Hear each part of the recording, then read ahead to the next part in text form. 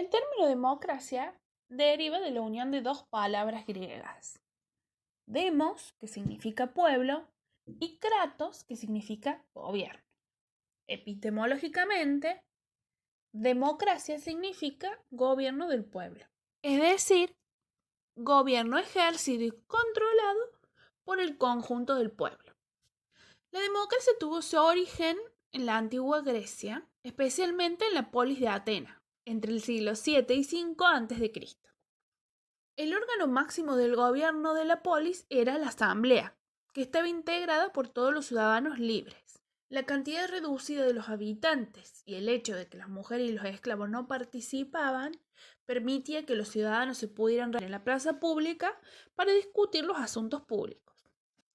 En la actualidad, el concepto de democracia no se limita a la forma de gobierno, sino a un sistema de gobierno que posee determinadas características, las cuales dicen: el pueblo, por medio del sufragio, elige sus gobernantes. Existe una división de poderes: el poder ejecutivo, el poder legislativo y el poder judicial, que más adelante lo vamos a nombrar. Los representantes de los ciudadanos en el gobierno ejercen su función por un periodo de tiempo. En la democracia, el pueblo, por medio de las elecciones, que pueden ser directas o indirectas, eligen las principales autoridades del país. Y es justamente el pueblo quien puede ratificar o cambiar las mismas autoridades en las siguientes elecciones, siempre y cuando el mandato lo permita. Los principios de la democracia son: la decisión se toma por mayoría, existe una soberanía popular, existe una división de poderes, debe existir una representación, el pueblo cuenta con representantes para la toma de decisiones y para que gobiernen en su nombre, y existe una corresponsabilidad, que se entiende que hay que cooperar para la solución de los problemas. Asimismo, encontramos formas de democracia. Tenemos una forma directa, una indirecta y una semidirecta. En cuanto a la forma directa de democracia, el pueblo por sí mismo establece sus leyes sin intención de ningún gobernante. En este sistema, todos los ciudadanos participan directamente de las decisiones políticas. Las funciones legislativas, ejecutivas y judiciales son ejercidas por todos los ciudadanos en asamblea. Las decisiones de dicha asamblea son acatadas por todos. Solo cuando se manifiesta la voluntad de la mayoría, expresada a través de la votación, donde la minoría que esté en desacuerdo debe respetar lo resuelto. En cuanto a la forma de democracia indirecta, el pueblo establece sus leyes por medio de sus representantes. El pueblo es gobernado por representantes elegidos para tal fin a través del sufragio, que es emitido por todos los ciudadanos. En cuanto a la forma de democracia semidirecta, este método establece una combinación de las dos formas anteriores y se basa fundamentalmente en la forma por la cual el pueblo manifiesta su voluntad, que puede ser por referéndum. Las decisiones del poder legislativo se someten a la consideración del pueblo. Puede ser plebiscito, se somete a voto popular directo de los actos legislativos particulares, o puede ser por revocatoria, que por medio de la votación popular se disponen funcionarios o se anulan las decisiones. Ahora vamos a hablar un poco de la Constitución Nacional. El artículo 22 dice que el pueblo no delibera ni gobierna, sino por medio de sus representantes y autoridades creadas por esta Constitución. Toda fuerza armada o reunión de personas que se atribuyan los derechos del pueblo y peticione a nombre de éste, comete delito de sedición. A veces es difícil que un grupo de personas se ponga de acuerdo en temas sencillos, como que jugamos en el recreo, que comemos a la noche. Son pequeñas decisiones que tomamos todos los días, por las que tenemos que ponernos de acuerdo con nuestros amigos, nuestra familia. Si a veces no coincidimos, imaginen lo difícil que debe ser organizar a millones de personas. Por eso los países tienen diferentes formas de organizarse y de gobernarse para que sea posible esa toma de decisiones. ¿Pero qué forma de gobierno tiene nuestro país? El principal artículo de nuestra Constitución dice: la nación argentina adopta para su gobierno las formas representativa, republicana y federal. Ahora vamos a pasar a desmenuzarlas y a tratar de interpretar a cada una de estas formas. Un gobierno representativo. En un país democrático como la Argentina, la soberanía pertenece al pueblo. Es decir, que los ciudadanos son quienes deciden sobre qué rumbo toma el país. Pero ¿cómo hacen 40 millones de argentinos para ponerse de acuerdo? Como el pueblo no puede gobernarse a sí mismo, eligen representantes para que lo hagan por ellos. ¿Y cómo eligen los ciudadanos a esos representantes? A través de su voto en las elecciones nacionales. Cada vez que hay una elección, se presentan candidatos de distintos partidos políticos que representan distintas ideas y estrategias de trabajo sobre cómo debe funcionar el país. Los ciudadanos analizan sus propuestas y eligen con su voto a los que mejor representan su forma de pensar. Eso significa un gobierno representativo. En cuanto a un gobierno republicano, la palabra república viene del latín res publica y significa cosa pública. Es una forma de organización del Estado que considera que el poder supremo, la soberanía, pertenece al pueblo, en diferencia de la monarquía donde los reyes son los soberanos. La república tiene un gobierno de representación popular. Esto significa que sus habitantes eligen a sus representantes y autoridades por medio del voto en la elección. Estos representantes y autoridades solo cumplen su función por un periodo de tiempo determinado. Para impedir la concentración del poder en una o más personas, la república funciona sobre la división, control y equilibrio de poderes. En Argentina, nuestros representantes ejercen el gobierno a través de 3 poderes nacionales. En cuanto al poder legislativo, es ejercido por el Congreso de la Nación, que está formado por la Cámara de Diputados y la Cámara de Senadores. Son quienes hacen las leyes, es decir, las normas que todos debemos cumplir. Son elegidos mediante el voto de los ciudadanos. La cantidad de diputados es proporcional a la cantidad de habitantes y la cantidad de senadores es fija, 3 por cada provincia y 3 por la ciudad de Buenos Aires. El poder ejecutivo es ejercido por el presidente de la nación. ¿Cuál es la función? Promulgar y ejecutar las leyes. Es el encargado de administrar los recursos del país. Y la forma de elección, el presidente y su vicepresidente son elegidos por el voto de los ciudadanos. Para ejercer su mandato, el presidente elige a los ministros que lo van a apoyar. Y en cuanto al poder judicial, es ejercido por los jueces que integran la Corte Suprema de Justicia y los tribunales inferiores.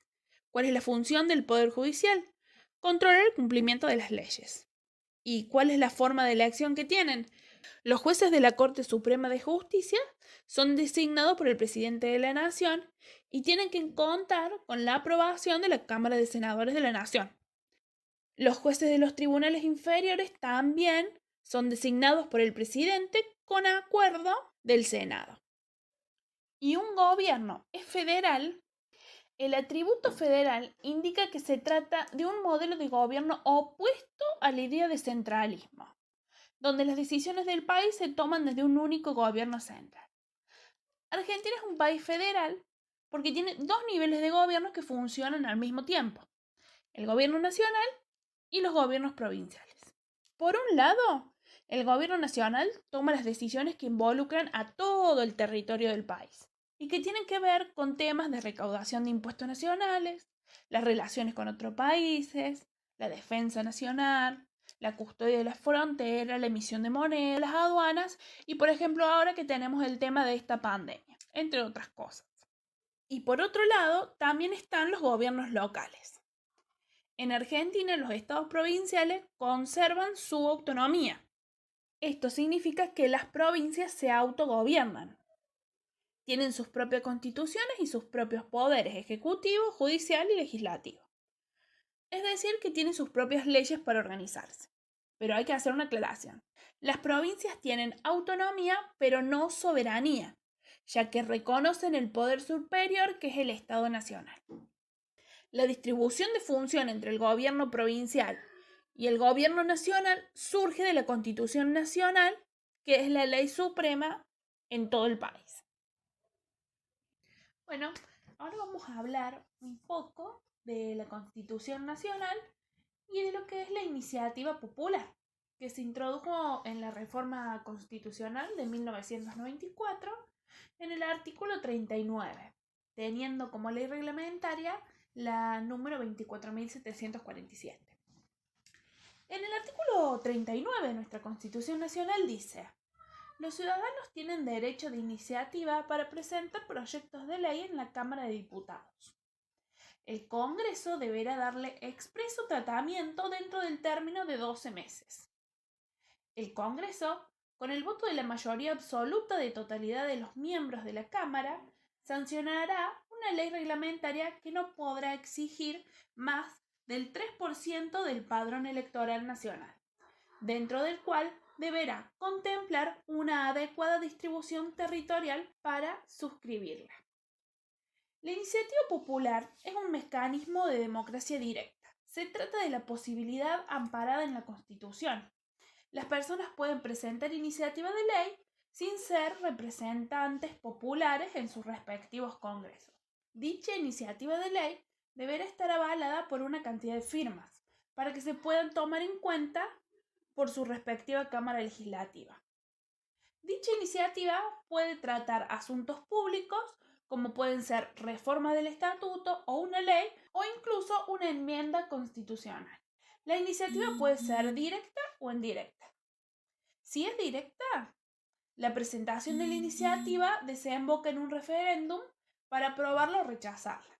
En el caso de que sea una iniciativa indirecta, la petición es tomada en consideración por el legislativo, quien decide si se convoca o no el correspondiente referéndum.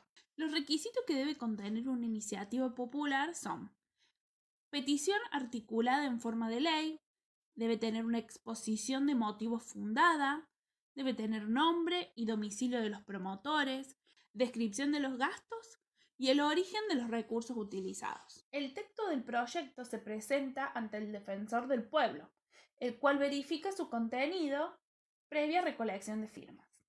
Las planillas de recolección de firmas deberán contener el proyecto e identificar el nombre, el apellido, número y tipo de documento y domicilio que figure en el patrón electoral de los firmantes.